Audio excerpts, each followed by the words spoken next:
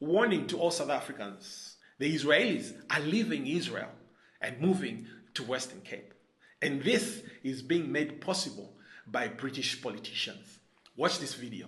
In the Western Cape is an ideological homeland for people who think like us, people who have broadly Western values, who want to live in the first world, and you know, want to and I've often used the example, the Western Cape becomes almost like Israel for the Jews, if I can use that example. You know, you don't have to go and live in Israel to benefit, if you're Jewish, to benefit from an Israeli state. You've got somebody who's your people, your ideological people, and they're going to have your best interests at heart. And I think it's the one place where in South Africa, current South Africa, we can create hard power. You know, we can have a police force, we can have a military, we can have borders, and actually be in a situation to influence in a really significant way at a national level the circumstances in South Africa. Now, in the video, you are seeing British politicians discussing creating a new Israel in Western Cape. As we all know, they've been trying to annex the Western Cape from the rest of South Africa. The DA government in the Western Cape has been issuing permanent residences for Europeans who are moving from Europe into South Africa to settle down. Why? Because they want to increase the population of Europeans in the Western Cape so that they should have voting power. And guess what they're doing to the local South Africans in the Western Cape?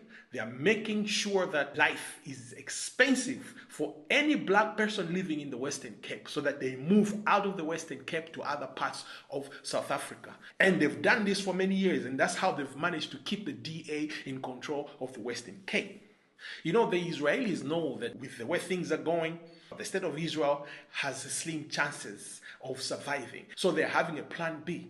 They're trying to move the Israelis from out there to Western Cape.